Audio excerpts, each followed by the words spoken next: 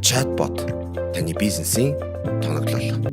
Нэг ба түүнээс дэш мэдээллийг багцаалж нэг доор илгээх боломжтой хайрцгийг мессеж блок гэнэ.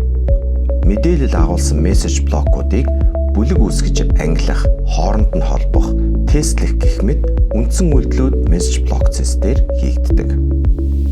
Бүлэг үүсгэж нэр солих, устгах, бүлэг дотор блок үүсгэх боломжтой бөгөөд үүсгэсэн блокийг хувилах, бүлэг солих, устгах боломжтой. Блокийн нэр солих, тухайн блокийг мессенжер дээр турших, холбоос хуулж бусадтай хуваалцах.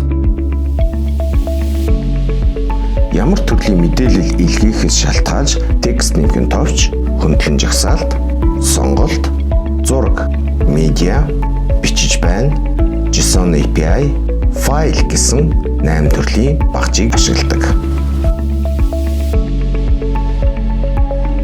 Chatbot таны бизнесийн тоноглол.